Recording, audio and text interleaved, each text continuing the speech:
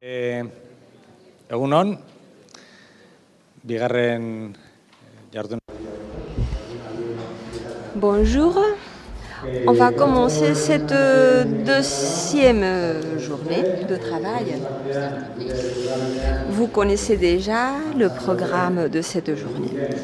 Lors de la matinée, il y aura différentes présentations, on va connaître différents projets qui sont en train de se développer chez nous, sur notre territoire. Ensuite, on aura une petite table ronde. Avant, bien sûr, il y aura une pause café. Et après le déjeuner, il y aura une dynamique d'atelier, sans aucun engagement. Lors de cet atelier, on pourra réfléchir, évoquer les différents sujets de notre intérêt. Pernan ne va pas travailler sur ce panneau ici, ça ne veut pas dire que, bon, il est ici, assis au premier rang, il est ici en train d'essayer de représenter avec des dessins tout ce que nous sommes en train de dire, et au fur et à mesure qu'il finira ses travaux, ses dessins, il les affichera, il les mettra sur le mur. On vous a distribué un tableau avec des carreaux en blanc. Et alors, je voudrais vous demander de bien vouloir remplir ce document, surtout ceux d'entre vous qui ont besoin d'une facture. Tous ceux qui ont fait le paiement, veuillez remplir ce document et indiquer votre nom, adresse, numéro d'identification fiscale, etc. Ceux qui ont besoin d'une facture pourront la recevoir après. Et maintenant, je vais donner la parole à Maya Navasquez et à Gary Otamendi qui vont partager avec nous leur expérience de Dantzagunea.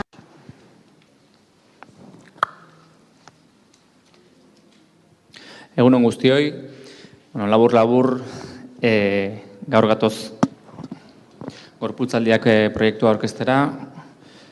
Gorputzaldiak proiektua Dantzagunearen, Lasarteko berritzegunearen eta Amaia Navasquez eta Ana Remiron artean landutako proiektua da. Eta labur Dantzagunea 2009tik funtzionamenduan dagoen Gipuzkoako Foru Aldundiko zerbitzua da, eta batez ere helburutza dauka dantza sorkuntzak eta formazioa sustatzea hemen Gipuzkoan. Aspektu hortan, uste dugu erabate sartzen dela Gorputzaldiak proiektua gure lanildoen barruan, ze, bai sorkuntza eta formazioa hitzaren zentzurik zabalenean ulertuta, lan eta harreman eredu berrien bila Gorputzaldiak proiektuak proposatzen duna, erabat betetzen ditu gure helburuak. Gero Amaiak segidan esplikatuko digu zer dan Gorputzaldiak proiektua, eta horregatik labur aurkeztu nahi genizuen Dantzagunea zer dan, formazio eta sorkuntza gune bat. Sorkuntzarako ezinbestekoa da hezkuntza eta formazioa, eta formazio hori txikitatik hasten baldin bada, are hobeto.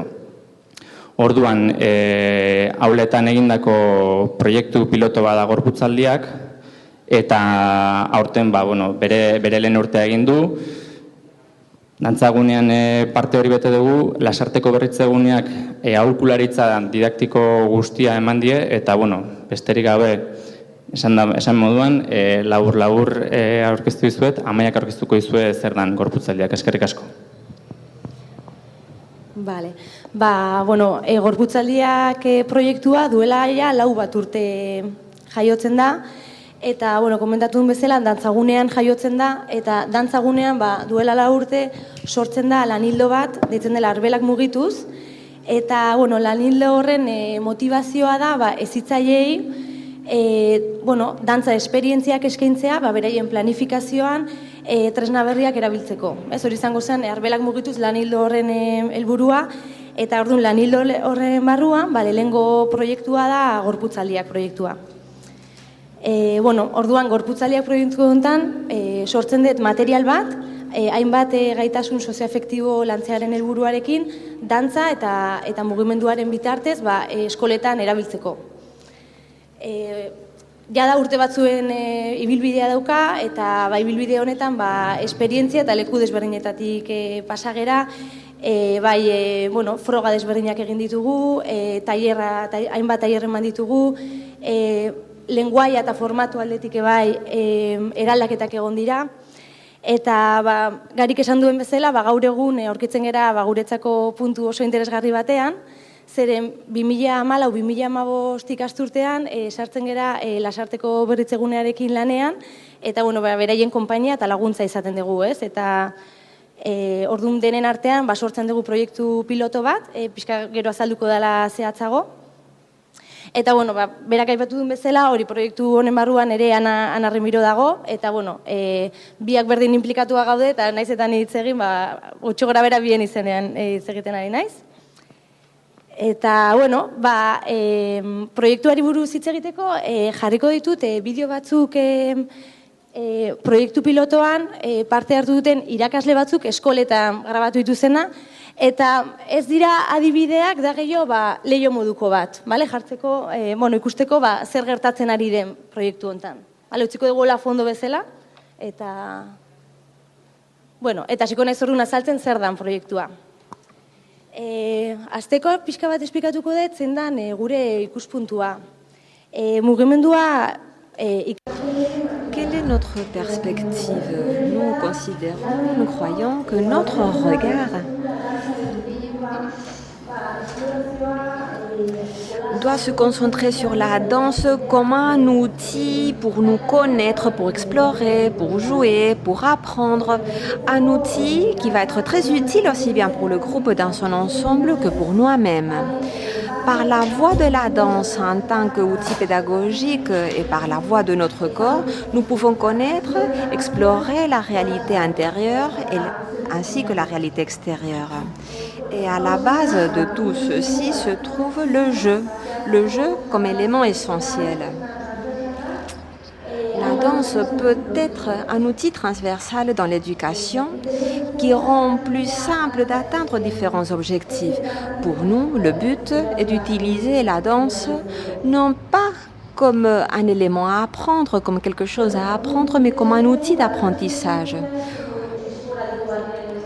Pour nous, le plus intéressant, c'est que la danse soit dans les écoles d'une manière naturelle, intégrée dans le processus d'apprentissage, intégrée dans ces centres d'éducation. On a pu remarquer que dans différentes dynamiques liées à la danse, on utilise aussi l'éducation coopérative, puisqu'il y a une communication, on partage des idées, on est en train de bâtir tous ensemble la connaissance. Il y a beaucoup d'aspects différents qui sont liés à l'éducation coopérative qui se manifestent à travers la danse. Quels sont les différents matériels que nous employons? Nous avons 3 unités didactiques afin de travailler l'empathie, la confiance en soi et l'intégration. Voilà les 3 unités didactiques.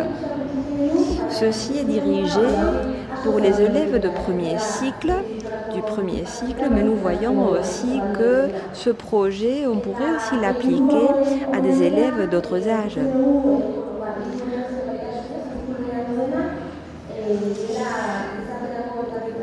J'ai déjà évoqué les 3 compétences fondamentales, puisqu'on veut encourager la capacité pour être plus sociable, pour être autonome, pour avoir notre propre autonomie. On veut aussi encourager les capacités liées aux arts et à la culture.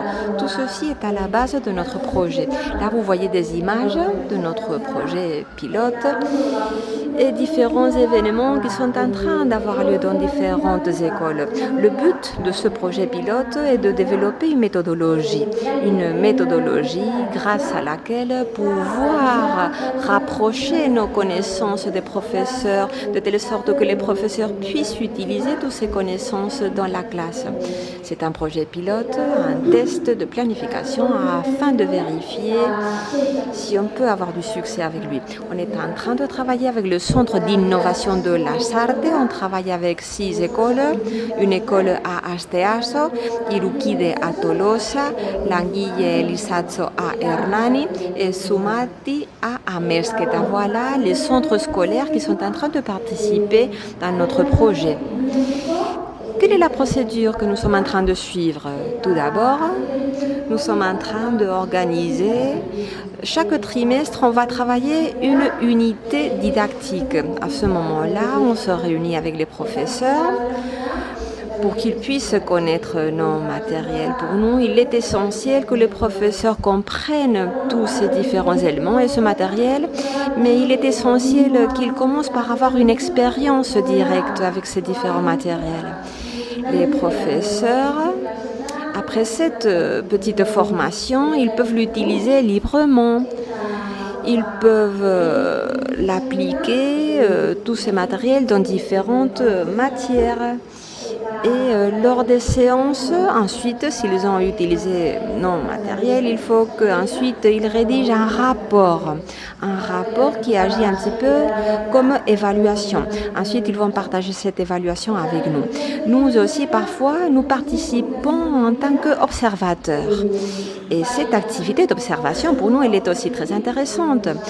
À la fin du trimestre, on se réunit avec Isabel, Yosune et José Mari du Centre d'innovation de Lasarte pour faire une évaluation conjointe.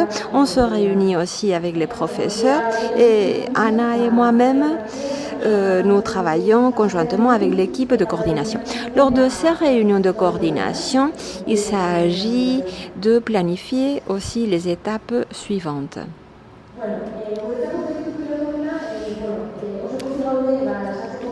Nous sommes vraiment très satisfaits, très heureux. On est en train de recevoir un soutien essentiel qui vient du Centre d'innovation de Lasarte, mais nous sommes surtout nous nous réjouissons de l'engagement de la part du Centre d'innovation et des écoles. Leur engagement a été essentiel. Leur implication et leur engagement. C'est vrai que j'insiste, nous sommes très heureux et on pense que notre outil est en train de s'avérer un outil très utile. Cela fait très peu de temps que nous sommes en train de développer ce projet, c'est vrai, mais on peut déjà voir d'une part que le fait d'utiliser le corps d'une manière différente dans les écoles est important.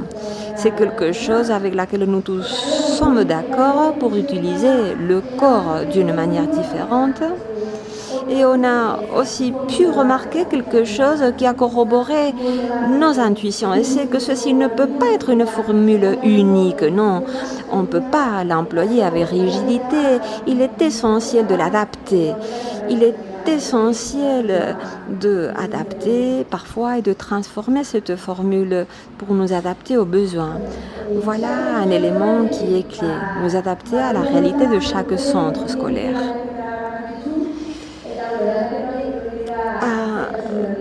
À Corpus Aldia, il y a eu aussi 2 transformations, oui, puisqu'il a fallu surmonter des obstacles et surmonter des difficultés.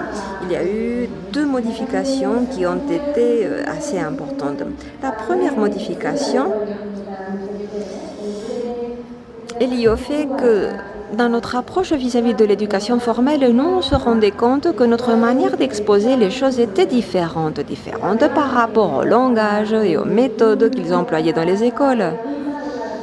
Voilà pourquoi on a pensé qu'il fallait rapprocher nos langages. Alors, on travaille avec une danseuse qui est professeure d'expression corporelle à Bilbao. Et cette danseuse, cette personne nous a aidés adapté nos différents matériels. Elle nous a aidés, on a pu prendre nos différents matériels pour l'exprimer d'une manière qui soit beaucoup plus claire et qui soit en concordance avec leur méthode.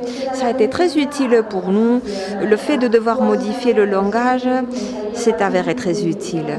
Une autre transformation qui a aussi été importante est liée avec cet atelier et cette formation préalable que nous étions en train d'offrir aux professeurs. Toujours, on essayait de recevoir leur feedback, leurs contributions afin de savoir ce qui marchait ou ne marche pas. Et par la voie de ces expériences, on a pu voir comment l'outil était accueilli. Là, vous voyez des images de la formation que nous donnons aux professeurs. Et c'est vrai que ça a été merveilleux de pouvoir participer avec eux, leur voir comment ils évoluaient, comment ils vivaient ensemble. Et finalement, tout simplement, je voudrais vous dire que maintenant, nous sommes déjà en train de travailler dans le 3e trimestre de ce projet pilote. Et nous tous avons la volonté de poursuivre ce projet pilote, tous les agents engagés. Si on élargit, si on amplifie les matériels que nous avons à notre portée, je crois que ce projet peut avoir une continuité très intéressante. Les professeurs nous encouragent aussi à continuer cette coopération. On travaille déjà avec 3 unités didactiques, comme on vous a déjà dit, mais l'intention est de les élargir, de travailler avec d'autres unités. Voilà. Et c'est exactement ce que nous allons essayer de faire. Maintenant, je voudrais vous montrer une vidéo. Une vidéo qui n'est pas tout simplement un exemple. Bon, c'est une exception, mais parfois les exceptions font aussi partie de notre expérience. C'est une vidéo qui a été transmise par un professeur, un enseignant qui a utilisé notre matériel, le matériel de notre projet pilote, et qui l'a utilisé avec les enfants de l'école primaire. Bon, c'est une vidéo que nous aimons beaucoup, une très belle expérience, et voilà pourquoi on voudrait la partager avec vous.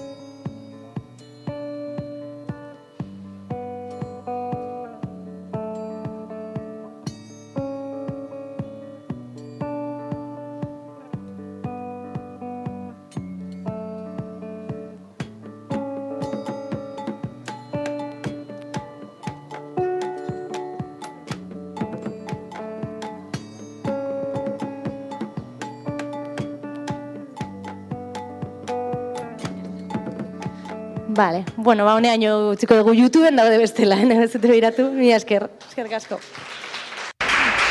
C'est sur YouTube, vous pouvez le consulter à YouTube. Bueno, eskerrik asko Maia, eskerrik asko Gari.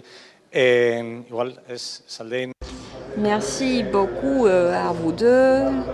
Ne partez pas parce que je suis sûre qu'il y aura des questions. Avant de passer à la présentation suivante, y a-t-il des questions? Oui, voilà.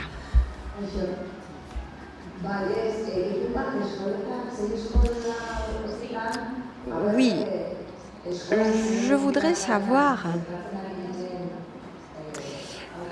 quelles sont les matières avec lesquelles vous êtes en train de travailler, c'est-à-dire quelles sont les matières dans lesquelles vous êtes en train d'intégrer ces pratiques. Vous parlez avec les enfants, vous travaillez avec des enfants de quel âge? Ceci était une exception parce que c'était avec des enfants de 2 ans. Mais comment êtes-vous en train d'intégrer ceci avec l'éducation, l'enseignement primaire? Avant de développer ce projet pilote, on avait déjà organisé des ateliers. Chaque professeur pouvait choisir la spécialité à utiliser. D'habitude, on recevait les professeurs de musique ou d'éducation physique. C'était très bien, mais pour nous, on a pensé que c'était aussi important de travailler avec les professeurs principaux des élèves.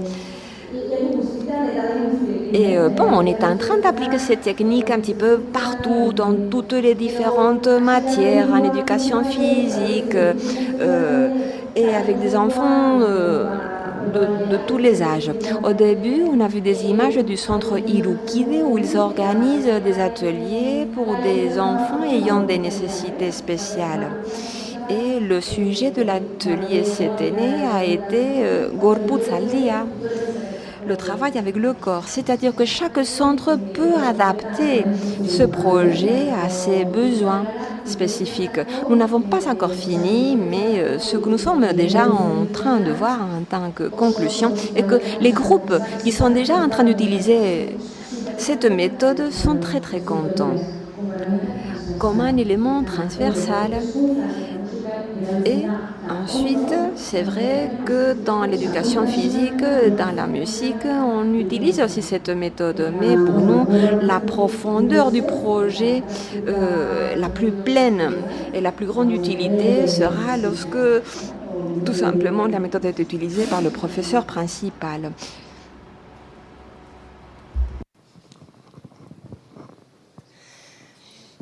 Kaixo. Galdera konkretu bat. Je voudrais vous poser une question. Peut-être vous l'avez déjà expliqué, mais j'ai pas bien compris le rapprochement ou la connexion entre le centre d'innovation d'une part et Dantzagune d'autre part. Est-ce que vous pouvez expliquer ça un petit peu? Oui, par la voix de Yune Cortázar, on a connu ces centres d'innovation que nous ne connaissions pas. Voilà pourquoi nous nous sommes rendus à Saint-Sébastien, à Irún, dans ces différents centres d'innovation. On les a contactés et on leur a offert nos ateliers. Dans le cas de la Sarthe, ils ont fait une contre-proposition et ils ont dit bon, pourquoi pas l'essayer? Oui, c'est comme ça. Pour ce projet pilote, ou dans ce cas spécifique, dans le centre d'innovation, ils ont vu un potentiel, mais c'est vrai qu'ils ont aussi identifié des faiblesses. Voilà pourquoi ils nous ont demandé de développer le projet pilote conjointement, la main dans la main. Ils ont dit, nous on connaît le territoire, les professeurs, alors pourquoi ne pas travailler et développer le projet tous ensemble? Et c'est vrai que celle-ci est en train de s'avérer une expérience très très riche des deux côtés.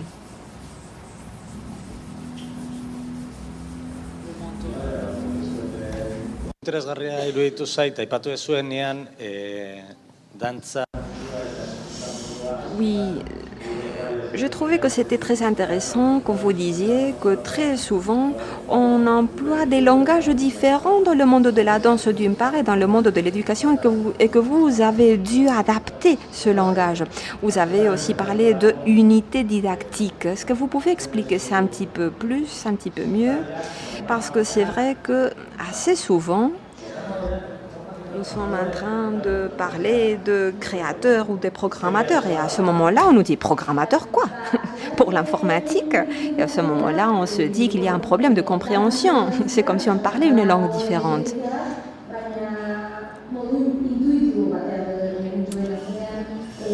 Nous, ce qu'on a fait a été tout d'abord, on a essayé de préparer le matériel d'une manière intuitive. On nous disait, bon, préparez du matériel, faites, je sais pas, un document par exemple pour l'empathie, pour travailler l'empathie. Ensuite, on a ajouté des jeux, par exemple, mais on s'est rendu compte que nous, on était en train d'élaborer les unités didactiques d'une manière complètement différente par rapport aux professeurs. À eux, il leur faut des critères d'évaluation, des formes de contenu, il leur faut une structure assez spécifique pour travailler. Et tout cela était contenu dans notre matériel, mais le document, le matériel n'était pas exprimé de la même manière qu'ils l'auraient exprimé eux, ou d'une manière utile pour eux. Et nous, on voulait être utile, voilà, on voulait que les enseignants puissent inclure cela dans leur méthode de travail de tous les jours. Le but, l'objectif est que la danse ne soit pas une anecdote dans les écoles. Non, on voudrait que la danse devienne un élément de transmission, un véhicule comme n'importe quel autre dans les écoles. On voudrait que la danse puisse s'intégrer tous les jours et non pas comme quelque chose de spécifique, un atelier que l'on fait de cette manière-là. Non, on voulait le normaliser et voilà pourquoi il fallait rédiger le matériel d'une manière que les professeurs puissent comprendre, de telle sorte que ce soit utile pour lui, que le professeur puisse se dire, au lieu d'utiliser le matériel que j'ai à l'école, je vais utiliser votre méthode et l'appliquer sur le corps. Je voudrais aussi ajouter quelque chose dans le format des unités didactiques. On a décidé de faire 3 séances pour chaque sujet. Mais c'est vrai qu'on s'est rendu compte que ça ne suffisait pas. Afin de savoir comment développer l'outil et l'utiliser dans les classes, non, ça ne suffisait pas. La plupart des professeurs nous ont dit une autre fois que c'était beaucoup plus utile quand ils travaillaient avec des groupes tout petits, qu'il fallait beaucoup répéter. Il y a eu des gens qui ont pris notre matériel, qui l'ont élaboré, qui l'ont élargi et ils sont en train de proposer tout simplement de l'employer plus fréquemment, de l'utiliser avec une fréquence plus importante. En plus, je crois que depuis un point de vue structurel et depuis la perspective de création que nous avons chez nous dans notre société à Danza Gunea, on peut faire une bonne contribution à partir de la danse. La danse n'est pas tout simplement une expression artistique. Je crois que le titre de notre projet, Gorputzaldiak, a des connotations qui évoquent le corps, mais aussi la transversalité de la danse en tant qu'outil. Ce projet, qui a le corps comme élément essentiel à la base, je crois que c'est un projet qui visibilise la contribution essentielle que la danse peut faire dans l'enseignement. Je crois que vous avez développé Gorputzaldia, mais vous avez aussi développé d'autres activités, n'est-ce pas? Vous développez l'empathie, la confiance, l'intégration. Et les 6 écoles avec lesquelles vous travaillez, ou les 6 centres scolaires avec qui travaillez, bon, je crois qu'il y en a déjà 140 centres qui sont en train de travailler, de développer l'éducation coopérative. Et un autre élément essentiel, maintenant, serait aussi le vivre ensemble. Je crois que votre méthode peut être utile de ce point de vue-là.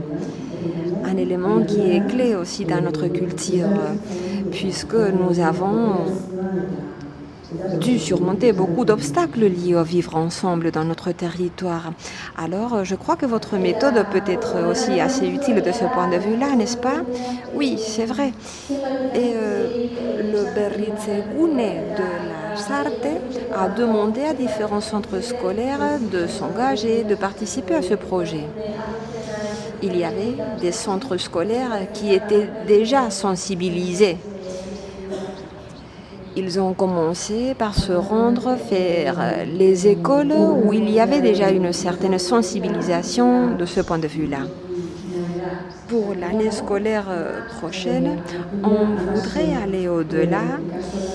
On voudrait travailler avec d'autres centres scolaires et il y a déjà 16 écoles qui ont montré leur intérêt. Alors oui, je crois que nous sommes sur la bonne voie. Oui, bonjour. Ce n'est pas peut-être une question, mais bon, je ne connais pas les structures des Ikastola, des écoles basques. Moi, je viens du monde de la danse. Vous avez dit que là, on travaille par la voie des tutoriels, des tutoriels, ou c'est un système comme de coaching ou de tutoriel. Est-ce que vous pouvez expliquer un petit peu qu'est-ce que c'est que ce tutorat? Moi, je suis professeure dans l'enseignement primaire. Le tutorat, cela, c'est une séance qui a lieu une fois par semaine.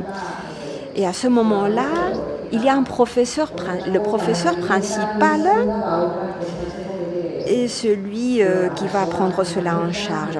Il s'agit d'un moment, d'une séance lors de laquelle les enfants peuvent s'exprimer, évoquer leurs relations, leurs soucis, leurs problèmes. C'est un moment de partage pour essayer de résoudre les problèmes lors de ces tutoriels-là. Parfois, c'est vrai qu'il y a des problèmes. Et bon, là, le professeur principal, il est là pour essayer d'aider les enfants lors de ces tutoriels.